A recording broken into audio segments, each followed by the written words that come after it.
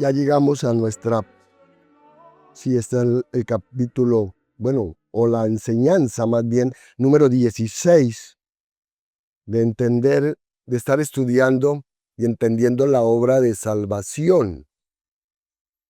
Y ya dejamos lo que fue la realización de la redención. Todo lo que vimos hasta hace 8 días fue la realización de la redención. Y hoy pasamos a ver la aplicación de la redención. Esa es a partir de hoy lo que vamos a estar viendo miércoles tras miércoles. Una de las características más relevantes de la obra salvadora del Señor Jesucristo es que su obra es suficiente y eficaz. Es decir, que el Hijo de Dios no es un salvador potencial, sino real, ¿cierto? En otras palabras, Él no se limitó a cumplir con su parte para asegurar la salvación de su pueblo y dejarles a ellos la determinación decisiva. No. De hecho, cuando oró a su padre la noche en que fue traicionado y arrestado, él declaró que había acabado decisivamente la obra que el padre le había dado que hiciese. Allá eso está en Juan 17. De ahí que en la cruz, cuando no solo bebió de la vasija de vinagre, sino que también bebió de la copa amarga de la ira de su padre, y absorbió en su propia persona el castigo completo por los pecados de su pueblo, el Señor Jesucristo lanzó el grito de victoria, ¿cierto? Consumado es. Juan 19:30 dice eso. En ese momento, el Salvador del mundo aseguró de forma infalible la salvación de su pueblo de una vez por todas, como dice Romanos 6:10, Hebreos 7:27, Hebreos 10:10. Entonces la misión de la redención del Hijo se cumplió por completo. Y por la suficiencia de la obra expiatoria de Cristo, si se le pregunta a un creyente cuándo lo salvó Dios, existe un sentido en el que éste debería responder: hace 2000 años me salvó el Señor Jesucristo, ¿cierto? En un sentido podríamos responder así. Sin embargo, hay que aclarar aquí que nadie viene a este mundo siendo salvo, ¿cierto? Pues todos somos concebidos en iniquidad. Nacemos muertos en nuestros delitos y pecados, como dice Efesios, y por naturaleza somos hijos de ira y enemigos de Dios. Aunque todas las bendiciones de la salvación fueron compradas de una vez por todas en la cruz, el pueblo de Dios no disfruta de los beneficios de la obra de Cristo hasta que el Dios Espíritu Santo los aplica a los creyentes individuales, hasta que nacen del Espíritu para arrepentimiento y fe, son unidos a Cristo y de ese modo son justificados, adoptados y apartados para una vida de santidad y servicio a Dios. Por esta razón, debemos distinguir entre lo que es la realización de la redención, que fue todo lo que vimos ya, y la aplicación de la redención. Usted tiene que hacer diferencia entre esas dos cosas. Una cosa es la realización de la redención y otra la aplicación de la redención. Mire, en la sabiduría de Dios, el Espíritu Santo no aplica de inmediato al creyente en la conversión toda la plenitud de los beneficios asegurados por la obra de Cristo. En su lugar, estas bendiciones se nos imparten poco a poco en etapas. Por ejemplo, la santificación se promete, pero es progresiva. Y no recibimos la bendición espiritual de la glorificación en el mismo momento en que nos convertimos, ¿cierto que no? Y aunque pudiéramos haber preferido ser librados de inmediato de la presencia del pecado en el momento de creer, Dios ha planeado que la glorificación sea la consumación del viaje de toda una vida de santificación progresiva. Además, incluso esos aspectos de la salvación que se aplican de manera simultánea deben distinguirse de forma adecuada los unos de los otros.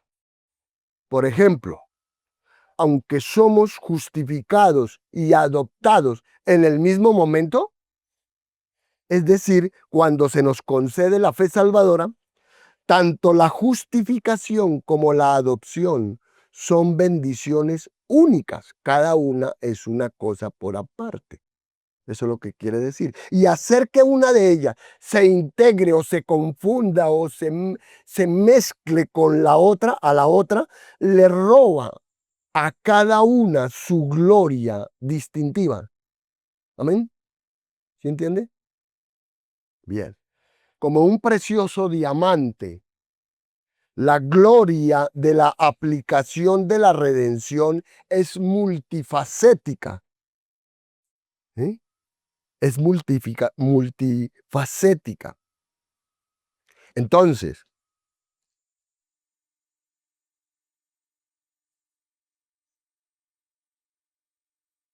por ejemplo, le repito, aunque somos justificados y adoptados, que esas dos cosas ocurren en un mismo momento, cada una de estas obras son distintas. ¿Amén? Son distintas. Y entonces, esta aplicación de la redención solo se comprende del todo cuando usted ve cada faceta individual, cuando usted puede apreciar cada faceta individual y cómo ésta contribuye a la brillantez de todo el conjunto. Amén. Así, el estudio de la soteriología se ocupa de explorar el carácter distintivo de cada aspecto de la aplicación de la redención. Entonces, comencemos por el principio como dicen y hablemos del orden de la salvación. Hay un orden de la salvación.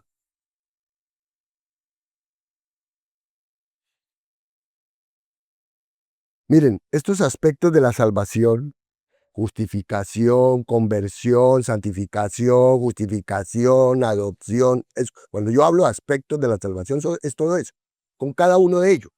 Estos aspectos de la salvación no solo son diferentes entre sí, sino que también están interrelacionados de forma lógica y en ocasiones de manera cronológica.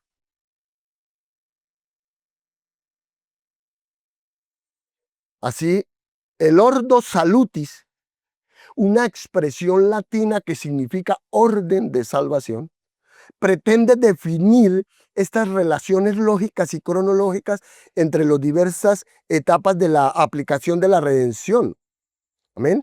Algunos han cuestionado si es adecuado intentar siquiera una cosa así, ya que sostienen algunos eruditos, ya que sostienen que la Biblia no nos provee un orden detallado. Sin embargo, aunque no hay un texto dedicado explícitamente a detallar el orden de la salvación, existe sí una base bíblica relevante para reconocer dicho orden. Amén. Y en algunos casos, la definición bíblica de una doctrina particular insiste incluso en un orden cronológico. Por ejemplo, la doctrina de la glorificación describe la aplicación de la salvación en su consumación, cuando Cristo, el cual transformará el cuerpo de la humillación nuestra para que sea semejante al cuerpo de la gloria suya, como dice Filipenses, ¿no? 3:21. Así, esta no es una realidad presente, la glorificación, ¿no? No es una realidad presente para los creyentes. Eso ya no ocurrió en nosotros. Eso no ha ocurrido en nosotros todavía, la glorificación. Entonces no es una realidad presente para nosotros los creyentes, sino una perspectiva que aguardamos con ansiedad, como dice Romanos 8:23, Filipenses 3:20. Y cuando el Espíritu declara en Romanos 13:11, porque ahora está más cerca de nosotros nuestra salvación que cuando creímos, estos reconocen un orden definido con respecto a la glorificación, que es, como usted puede ver, la última de las bendiciones de la salvación que se debe aplicar al pueblo de Dios, la glorificación. En otros casos, la relación de dos o más de estos aspectos de la salvación se define explícitamente en el texto. Un ejemplo de esto aparece en Juan 1:12, donde Juan indica, mas a todos los que le recibieron, ¿a quién? A Jesús, ¿no? A los que creen en su nombre, les dio potestad de ser hechos hijos de Dios. Como ven, este texto enseña que el derecho legal de llegar a ser hijos de Dios, es decir, que reciban la gracia de la adopción, ¿cierto? En otras palabras, utilizando uno de los aspectos de la aplicación de la redención, que es la adopción, queda condicionado esto de ser hecho hijo de Dios, ¿a qué? A recibir y creer en Jesús. Por tanto, aunque se confiera la gracia de la adopción, ¿cierto? Cuando creemos, somos adoptados. En el preciso momento en que uno cree, la fe, no obstante, es lógicamente anterior a la adopción. ¿Cierto que sí?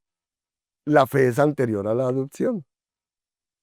De manera similar, numerosos pasajes de las Escrituras dan testimonio de que se es justificado por fe, ¿cierto? Como Romanos 28 o Romanos 5:1. Lo que significa que la fe es la causa instrumental de la justificación. Así, la fe debe preceder lógicamente a la justificación, así como precede a la adopción. De manera que estos pocos ejemplos demuestran con claridad que el concepto de un orden de salvación no es ajeno al texto bíblico.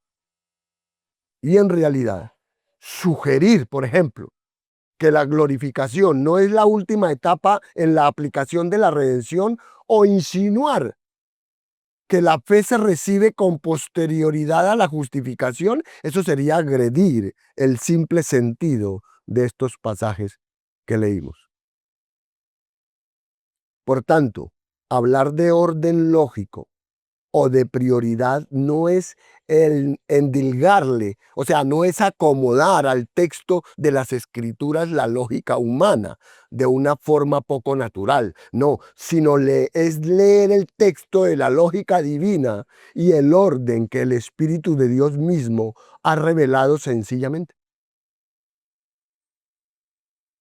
Pues este es el objetivo del orden de la salvación bíblico. Entonces, vamos a mirar aquí el orden de la salvación y Romanos 8, 29, 30, que es un texto muy importante. El orden de la salvación. Ya vimos que hay un orden, ya hemos establecido hasta aquí, según la Biblia, que hay un orden de la salvación. ¿Cómo ocurre la salvación en nosotros, en nuestra vida? ¿Cómo pasa? Por eso es que es tan importante que usted vea esto, porque usted va a comenzar a analizar cada uno de esos aspectos de la salvación en usted. A ver si lo encuentra, a ver si lo ve. Por eso es que digo que aquí muchos, de pronto, hasta ahora van a decir, bueno, yo todavía como que no, esto no ha pasado en mí, muy seguramente. Otros dirán, bueno, a mí me falta como esto como que ya sé, otros dirán, ya sé cuándo ocurrió en mi vida. Y yo sé que pueden haber muchas preguntas, hermanos, y usted va a tomar nota. Y usted cuando tenga, yo tengo todo el tiempo del mundo, usted puede hablar conmigo. Si yo puedo darle respuesta a su pregunta, aclararle su duda, lo vamos a hacer. Y si no, vamos a investigar, pero vamos a llegar al asunto. Amén. Lo importante es que usted lo comprenda bien. El texto más claro que habla del orden de la salvación es Romanos 8, 29 y 30, al 30. Allí Pablo escribe, porque a los que antes conoció, también los predestinó para que fuesen hechos conforme a la imagen de su Hijo, para que Él sea el primogénito entre muchos hermanos. Y a los que predestinó, a estos también llamó. Y a los que llamó, a estos también justificó. Y a los que justificó, a estos también glorificó. Entonces, a medida que examinemos este texto, descubriremos los principios del orden de la salvación. En primer lugar, se debe observar que los acontecimientos de la salvación perfilados en este pasaje exceden las fronteras de la mera aplicación de la redención, porque el conocimiento previo del que habla ahí y la predestinación de los elegidos mencionados ahí se remontan ¿a dónde? Al plan eterno de redención del Padre, ¿cierto? Eso se remonta a la eternidad pasada. Siempre me acuerdo del hermano Raúl que una vez me preguntó acerca de eso. No obstante, encajan, aunque se remontan a la eternidad pasada, encajan de forma natural en un orden definido. Incluso el prefijo de ambas palabras habla de que el conocimiento previo y la predestinación son antecedentes de los últimos aspectos de la redención.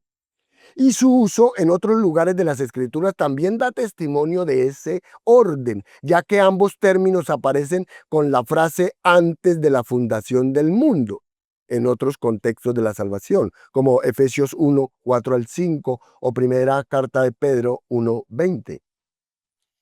Por tanto, el consejo eterno de la Trinidad, en la que el Padre establece su amor electivo a aquellos a quienes pretende salvar, ancla toda la actividad salvadora, la amarra toda la actividad salvadora que tiene lugar en la realización y la aplicación de la redención. En segundo lugar, Pablo menciona la glorificación en el último lugar de esta secuencia. Ya hemos demostrado que la glorificación es el rasgo final en la aplicación de la redención, ya que describe la erradicación del pecado y de la enfermedad de nuestro cuerpo actual y nos salva de una manera verdadera y consumada del pecado y de todos sus efectos. Por consiguiente, independientemente de cómo se relacionen entre sí otros elementos de la salvación, es seguro, hermanos, que la glorificación debe ser la última en el orden de la salvación. Por su parte, el llamamiento, aquí llegamos a otro aspecto, ¿no? Llamamiento. Por su parte, ahorita tranquilo que ahorita yo les voy a dar cómo va a ir quedando ese orden. Por su parte, el llamamiento y la justificación deben preceder a la glorificación, ¿cierto? Ahora, ¿cuál es la relación entre el llamamiento y la justificación?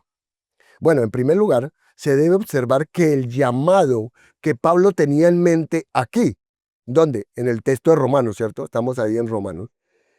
Es el llamado eficaz de Dios. El llamado eficaz de Dios que resulta en la salvación. Como por ejemplo, del que habla Primera de Corintios 1:9, que dice, fiel es Dios, por el cual fuisteis llamados a la comunión con su Hijo Jesucristo, nuestro Señor. Eso es un llamado eficaz a la salvación. Hay otros, por supuesto. Pero Pablo no está hablando aquí, en Romanos, de un llamado general. Y le voy a dar un ejemplo de ese llamado general que sí puede ser rechazado en cualquier momento eh, eh, y que se refiere ahí en Mateo 22:14, donde dice, porque muchos son llamados y pocos escogidos. Eso es un llamado general, muy distinto al llamado que leí en Primera de Corintios, que es un llamado eficaz. Bien, hay otro ejemplo de llamado general que está en Hechos 7:51. Esto es así porque, mire, Pablo afirma que todos aquellos que son llamados de esta manera, o sea, llamados eficazmente, como dice ahí Romanos, como acabo de leer en Primera de Corintios, llamados eficaz, todos los que son llamados de manera eficaz, también son justificados y glorificados. Amén. Como leemos en el texto. Entonces, nadie que escuche este llamado eficaz, ninguna persona que escuche este llamado eficaz, deja de recibir las bendiciones salvadoras de la justificación y de la glorificación. En segundo lugar, dado que Pablo pone el conocimiento previo y la predestinación en primer lugar, obviamente, y la glorificación en el último, tenemos motivos para concluir que tiene un orden definido en mente. Él tiene un orden definido en mente. Amén. Cuando enumera estos diversos aspectos de la salvación. Por tanto, porque menciona el llamado antes de la justificación, es adecuado entender que el llamamiento precede a la justificación. Amén. ¿Sí está entendiendo, mi hermano? ¿O lo veo así? ¿No? No. Por consiguiente, el orden de la aplicación de la redención tal como se presenta en Romanos 8:30. Le voy a dar el primer listado, el primer orden que sale de todo esto que le he hablado. Entonces sería el llamado eficaz, luego la justificación y después la glorificación, ¿no? Hasta ahí vamos, hasta ahí vamos. Sí, atrás está, ¿no? ¿El qué? El conocimiento previo, la elección, ¿cierto? De Dios, ¿cierto? Está el conocimiento previo, la predestinación, la elección de Dios, ¿cierto? Pero eso es allá en el consejo eterno de la Trinidad. Eso está, por supuesto, eso no cambia, eso está ya atrás en la eternidad pasada. Pero aquí entonces, de acuerdo a todo lo que le he hablado, comenzamos a ver que primero va el llamado eficaz. Una persona que es salva va a ser llamada eficazmente por Dios. Luego, hasta donde vamos, ¿no? Está la justificación, es justificado y después glorificado. Pero vamos a continuar. El orden de la salvación y otros textos del Nuevo Testamento, porque no solamente es Romanos, ¿cierto? Aparte, amados, Romanos 8, 29, 30 no trata exhaustivamente cada aspecto de la aplicación de la redención. Pues no hay mención, por ejemplo, alguna de la regeneración, ¿cierto? Aquí no, ahí no se nombra la regeneración. O a la fe, tampoco se nombra la fe, no se nombra la santificación, entre otros beneficios de la salvación. Así que para entender dónde encajan estas otras doctrinas en el orden de la salvación, debemos examinar el resto del Nuevo Testamento. En orden de ideas, puede resultar más fácil situar el don de la fe en el orden de la salvación, ya que las escrituras son claras en que esta fe es la condición para qué? Para la justificación. Porque las escrituras dicen que los pecadores son justificados, ¿por qué? Por fe. Romanos 3:28, Romanos 5:1, Gálatas 3:24 dice que somos justificados por fe.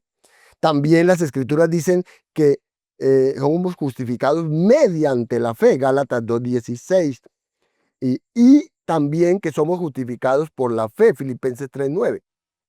En otras palabras, dicen que el pecador no será declarado justo a los ojos de Dios a menos que ¿qué? A menos que crea. No va a ser declarado justo si no cree. Y que solo por medio de la instrumentalidad de la fe puede tomar posesión de la justicia de Dios en Cristo, solo por medio de la fe. Por tanto, es adecuado situar la fe en este orden de la salvación, situar la fe antes de la justificación. Y porque la fe es ella misma la causa instrumental de la justificación, nada debería interponerse entre ellas.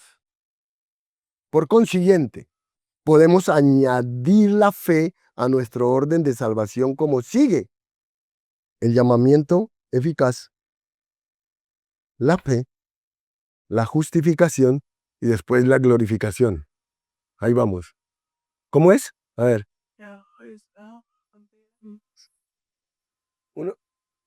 Uno sola.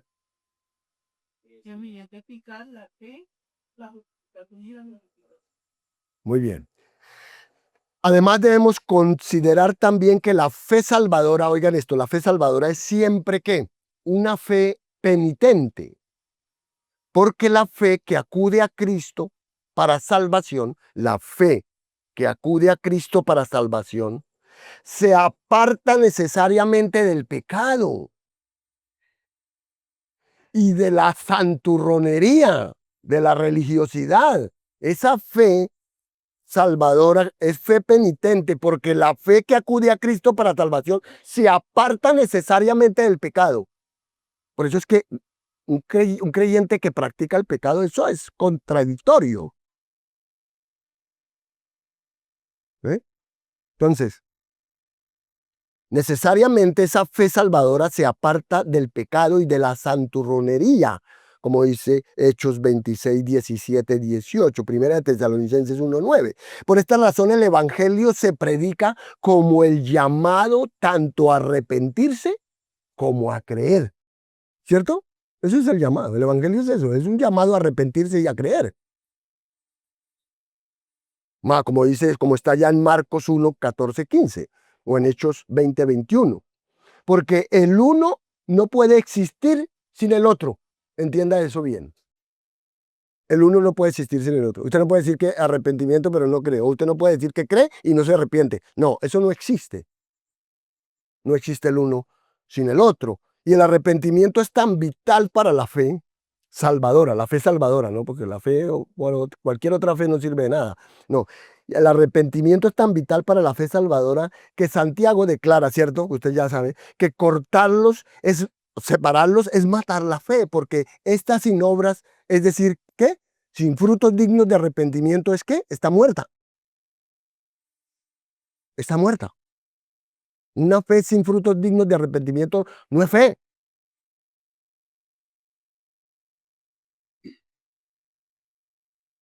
Él dice que una fe así no es verdadera ni salvadora, sino del todo inútil, dice Santiago 2:20. Esa es una fe inútil. Además, la fe y el arrepentimiento están tan íntimamente vinculados entre sí que las escrituras hablan con frecuencia de cuando ambos están implícitos. Por ejemplo, cuando los hombres fueron convencidos por el sermón de Pedro, ¿se acuerdan en Pentecostés?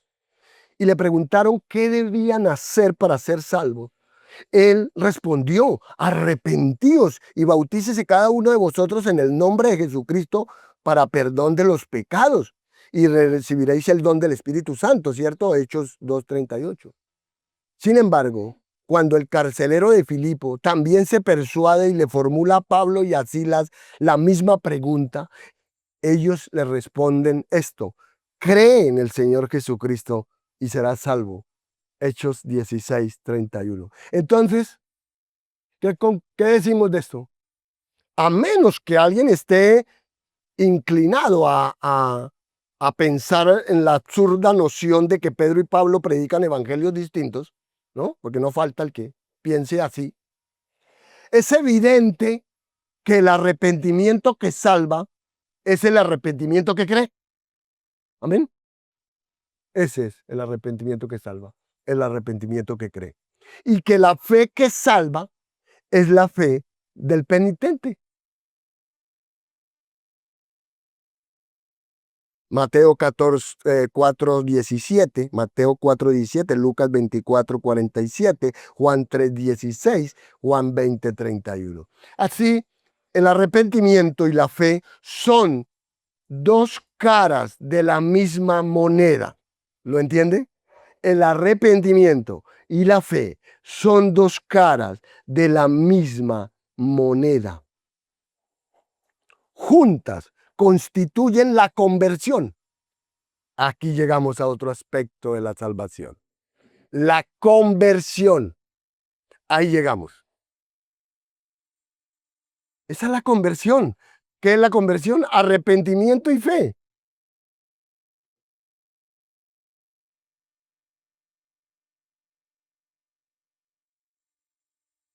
Y al tener que apartarse, lógicamente, de algo antes de poder acudir a otra cosa, entonces podemos decir que el arrepentimiento va colocado antes de la fe. Por eso hablamos de arrepentimiento y fe. Porque el arrepentimiento es antes que la fe. Por tanto, nuestro orden de salvación queda como sigue. Entonces aquí les voy a dar, ahora, ya avanzando aquí, les voy a nuevamente dar el orden de la salvación. Está, deje ahí atrás lo de la eternidad pasada, usted ya lo sabe, ¿no? Está el llamado eficaz, la conversión, donde está presente el arrepentimiento y la fe. Entonces, viene el llamado eficaz de Dios a la persona para salvarla, ¿cierto? Luego que Él la llama eficazmente, viene la conversión, donde esa persona se arrepiente y cree. Viene la justificación y después la glorificación. Ahí vamos poco a poco incorporando cosas. Pero un desacuerdo relevante rodea la relación entre la regeneración y la fe. Pues las escrituras, aquí ya entramos a regeneración, pues las escrituras parecen presentar claramente la fe como consecuencia del nuevo nacimiento. Amén. La fe es consecuencia del nuevo nacimiento. Cuénteme, hermano. Bueno. La fe como consecuencia del nuevo nacimiento. Porque en primer lugar, miren, al estar el hombre naturalmente muerto en pecado, como dice Efesios 2, y por tanto ser incapaz de entender y aceptar las cosas del Espíritu de Dios, como dice 1 Corintios 2:14, es absolutamente incapaz de tener fe hasta que el Espíritu dinamiza la vida espiritual en él. Amén. Por esta razón, Jesús advierte allá en Juan 6:65 que ninguno puede venir a mí, dice Jesús, ninguno puede venir a mí si no le fuere dado del Padre. Eso es regeneración. Eso es nuevo nacimiento. En segundo lugar, Jesús declara que el nuevo nacimiento es el prerequisito. El nuevo nacimiento es el prerequisito para ver Juan 3:3 y entrar Juan 3:5 en el reino de Dios. Y sin duda, ver el reino es una figura retórica para ejercer la fe salvadora, como dice Hebreos 11:1. Y no se puede rebatir que se entra al reino en la conversión, es decir, cuando el pecador se arrepiente y cree en el Evangelio. Resulta entonces que el nuevo nacimiento o la regeneración es lógicamente anterior a la fe. ¿Cómo la ve? ¿Cómo le quedó el ojo? En tercer lugar, el apóstol Juan declara en 1 Juan 5:1, todo aquel que cree que Jesús es el Cristo es nacido de Dios, y todo aquel que ama al que engendró, ama también al que ha sido engendrado por él. En este versículo los tiempos verbales son significativos. Todo aquel que cree es un principio presente, un participio presente que describe una acción presente continuada. Es nacido de Dios, la otra frase, traduce un indicativo perfecto que describe una acción en el pasado cuyos resultados siguen en el presente. Hay que recordar un poquitico allá español, ¿se acuerdan? Cuando miramos español y estudiamos español. Las maestras saben mucho de eso. Así Juan asevera que todos los que ahora creen en Jesús han sido nacidos de Dios. Y la misma relación existe entre el nuevo nacimiento y la práctica de la justicia en 1 Juan 2:29 y en la relación del amor y el vencer al mundo en 1 Juan 4:7 y 1 Juan 5:4, como se evidencian todas esas construcciones gramaticales idénticas.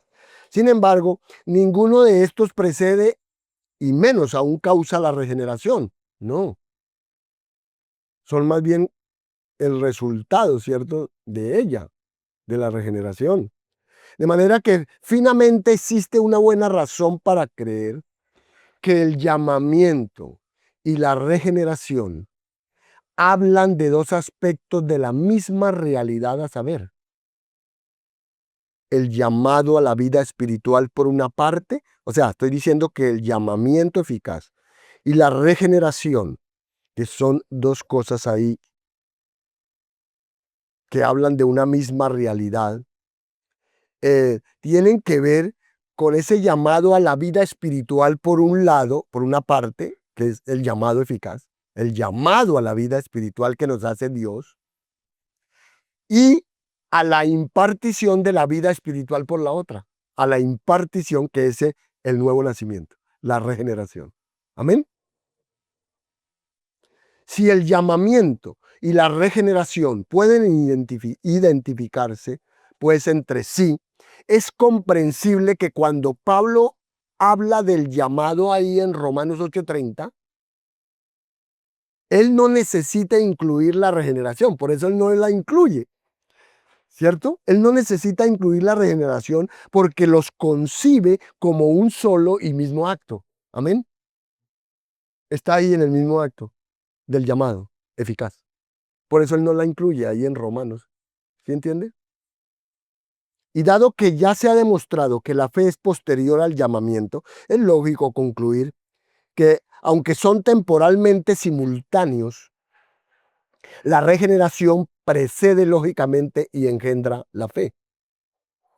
Por consiguiente, podemos aquí seguir construyendo nuestro orden de salvación y decir que primero está el llamado eficaz y la regeneración, ¿no? Ahí en un solo está el llamado eficaz y la regeneración. Luego viene la conversión, en la que está presente el arrepentimiento y la fe, ahí en ese orden. Después está la justificación y finalmente la glorificación. Como ve, a estas alturas los aspectos restantes de la aplicación de la redención son relativamente fáciles de situar. Como pasa con la justificación, pues se dice que con ella los creyentes toman posesión de la gracia de la adopción por fe. Así que esta es una buena causa para considerar la justificación y la adopción como bendiciones contemporáneas, o sea, ocurren al mismo tiempo, la justificación y la adopción. Sin embargo, es adecuado decir que la adopción sigue lógicamente a la justificación, ¿cierto? O sea, que la adopción está después de la justificación, aunque ocurren simultáneamente, contemporáneamente. De hecho, los creyentes no podrían recibir en justicia los derechos legales de la vida en la familia de Dios mientras permanecieran destituidos del estatus correcto ante Él. No podrían ser hijos. De ahí que Dios debe declararnos justos primero. Dios debe declararnos justos primero. O sea, esa es la justificación primero, ¿sí? Dios debe declararnos justos primero, antes de acogernos en la familia de aquel cuyo nombre es santo. Antes de hacernos hijos, Él tiene que declararnos justos. La justificación va primero que la adopción. Además, la fe por la cual nos apropiamos de la justificación y de la adopción es una fe que obra continuamente por medio del amor. Ahora, aunque la regeneración, la conversión, la justificación y la adopción ocurren todas ellas de manera instantánea. ¿Qué es lo que ocurre de manera instantánea? ¿Sí? Aquí es donde usted debe entender esto. Una vez hablaba yo con una persona y me decía, ay no, es que a la iglesia llega un homosexual y entonces el homosexual está ahí en la iglesia y hace parte de la iglesia y él va cambiando poquito a poquito. Y dije, no señora, ¿quién le enseñó eso? ¿Cómo se le ocurre a usted eso? Eso no es así. Nunca pasa eso. No es que el borracho llegue a la iglesia y va dejando de ser borracho poquito a poquito, ¿no? No es que el ladrón llega a la iglesia y entonces va robando menos cada vez más y hace parte de la iglesia. Eso no ocurre, hermanos. Eso no sucede, hermanos. Aquí es donde usted debe entender esta parte que es muy importante. Mire, la regeneración. ¿Qué es la regeneración? Nuevo nacimiento. La conversión. ¿Qué es? Arrepentimiento y fe. La justificación. ¿Qué es? Declarado justo.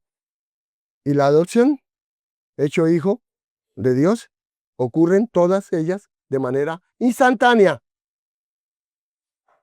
Instantánea.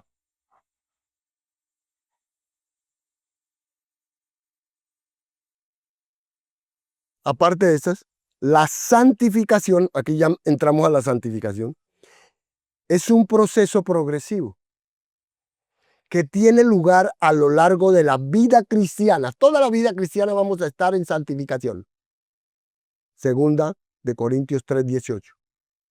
Que eso es algo muy distinto, ¿sí ve? Un ejemplo. Yo era una persona dedicada al delito. Y entonces ocurrió en mí todo eso que estamos hablando, obviamente por el poder del Señor. ¿Yo qué? Yo dejo mi vida de delito inmediatamente y no vuelvo a cometer delitos y comienzo a venir al Señor. Comienzo a asistir y estar con el Señor. Eso. Ahora, que yo ya sea perfecto, no. Que yo ya no cometa ningún pecado, no. Que yo ya sea, mejor dicho, el modelo a seguir, no. Porque la santificación entra a funcionar ahí y es un proceso progresivo, amén. Ir creciendo poco a poco. Entonces, esta santificación, que es un proceso progresivo, tiene lugar a lo largo de la vida cristiana. Por tanto, la santificación es posterior ¿a qué? A la adopción, pero anterior a la glorificación. Y el proceso de la santificación está marcado por algo muy importante, la perseverancia. Ay, vimos el mensaje del domingo, ¿no? ¿Ya le olvidó? Perseverancia, resistencia. Poco se ve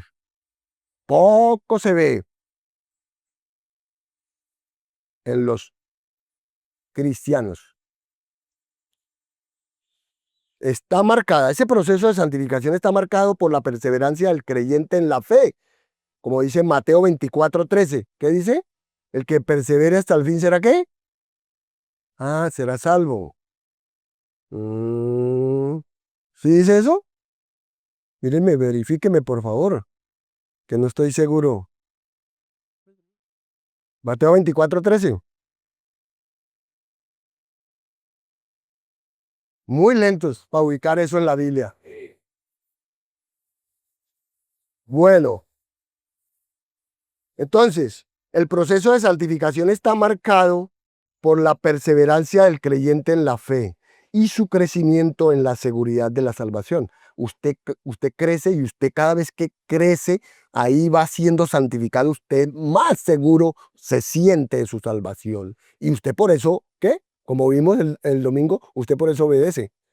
¿Por qué? Porque la salvación, como vimos, que no exige obediencia, produce obediencia. Ay, bendito Dios, gracias, Señor, por tu palabra que es tan maravillosa. Por tanto, basándonos en el análisis bíblico anterior, descubrimos que las escrituras, no yo, no ningún teólogo erudito, como se llamen, no, las escrituras proporcionan el siguiente orden de salvación. Primero, uno, conocimiento previo, eso está en una sola, ¿no? El número uno, conocimiento previo, predestinación, elección. Así colóquelo. Conocimiento previo, predestinación, elección. ¿Quién hace eso? El Dios Trino, por supuesto.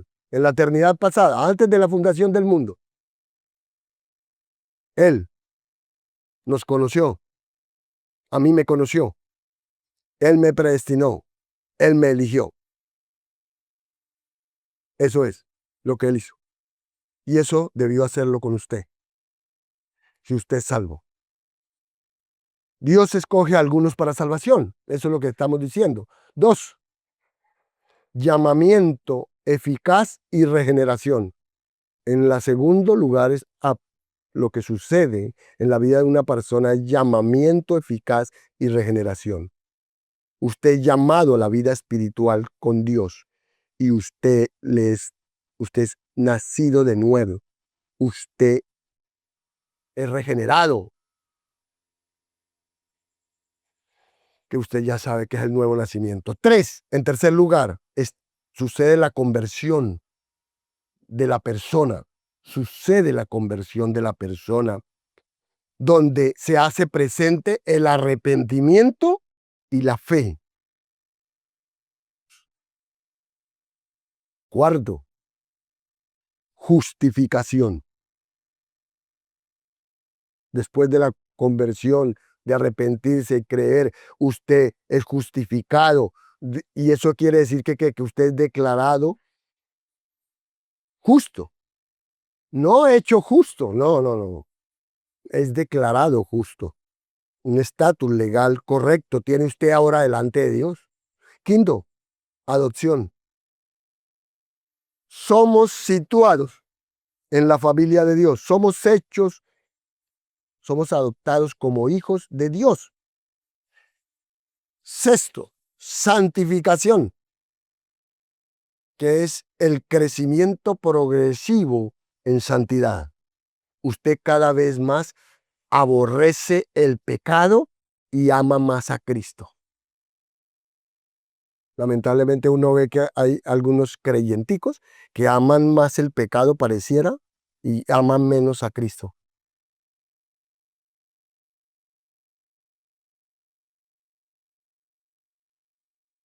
Santificación.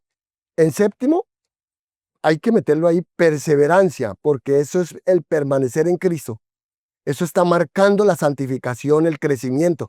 Cuando uno no puede decir que alguien está creciendo, uy, ese hermano está creciendo, uno ni siquiera lo ve en la iglesia, o viene cuando quiere, pues no creo que esté creciendo mucho.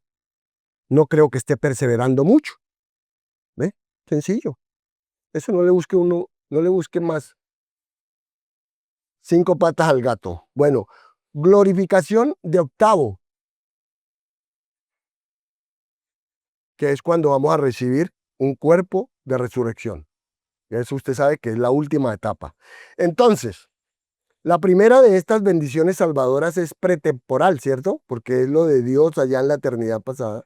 Y precede incluso la aplicación de la redención. Las etapas 2 al 5 aparecen simultáneamente en el momento en que uno se convierte en cristiano. ¿Cómo sabe si usted es un cristiano?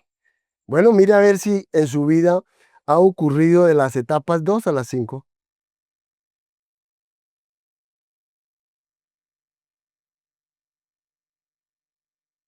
La fase 6 y 7 se producen a lo largo del resto de la vida cristiana. Todo el tiempo estamos, ¿qué?